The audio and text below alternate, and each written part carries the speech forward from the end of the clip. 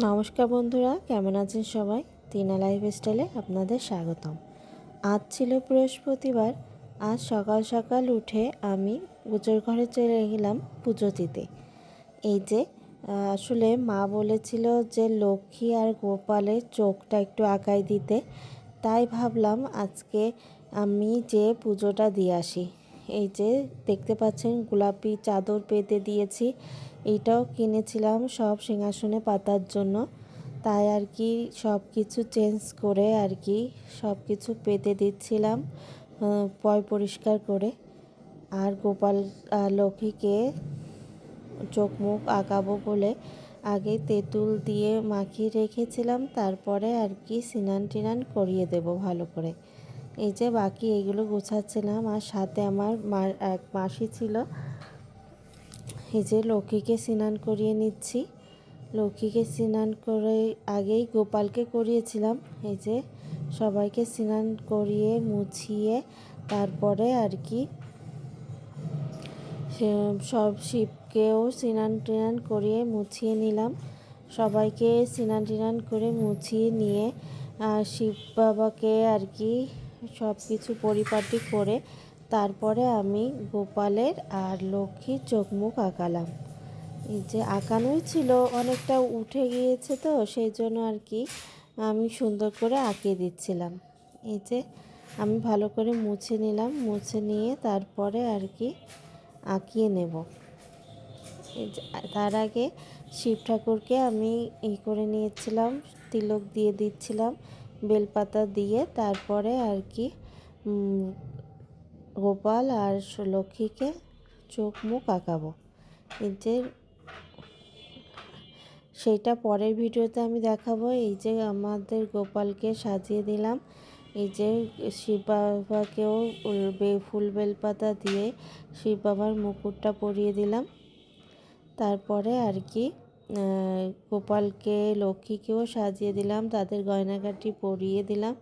সিংহাসনে বসানোর পরে কয়টা ফুলের মালা গেঁথেছিলাম সেইগুলো আর কি দেব।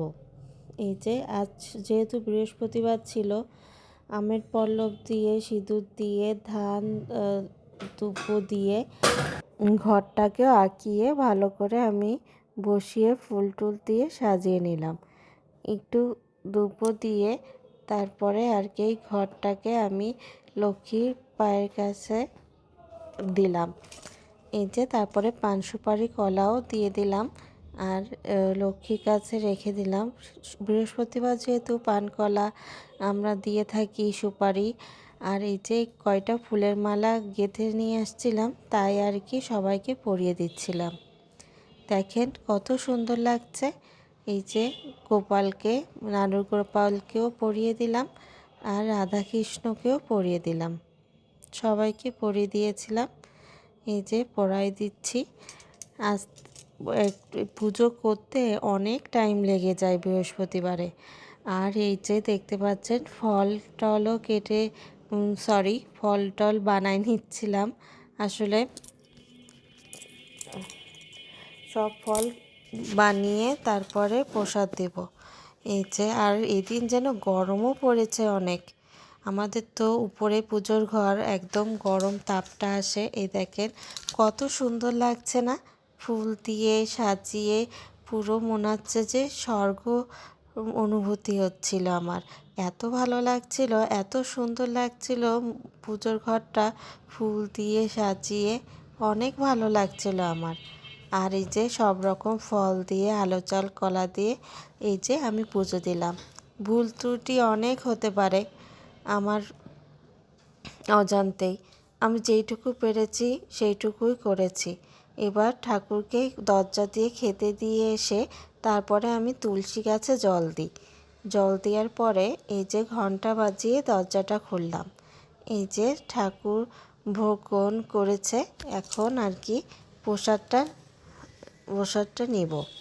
এই যে তার আগে আর কি ঠাকুরকে জল খাইয়ে দিচ্ছিলাম। জল খাইয়ে দিয়ে আবার খাওয়া দাওয়া করেছে একটু, ঠাকুরদেরকে মুখ টুক মুছিয়ে দিচ্ছিলাম মনে মনে। তারপরে আর কি প্রণাম করে আমার পুজো শেষ করলাম। তারপরে ছেলে মেয়েগুলো চলে এসেছে। আসলে পুজোতে মেয়েকে শাশুড়ি মা রেখেছে আর ছেলেকে তো বোন রেখেছে। কেউ না রাখলে পুজো শান্তিভাবে দেওয়া যায় না। এই যে দেখতে পাচ্ছেন পুজো কমপ্লিট হয়ে গিয়েছে, তারপরে আমাদের ছেলে মেয়ে চলে এসেছে। আর আমার এই পুজোর ব্লগটা কেমন লাগলো অবশ্যই কমেন্টে জানাবেন। ভালো থাকবেন, সুস্থ থাকবেন, টিনা লাইফস্টাইলের সাথেই থাকবেন। ধন্যবাদ। আর আমাদের মন্দিরটা কেমন লাগলো কমেন্টে জানাবেন।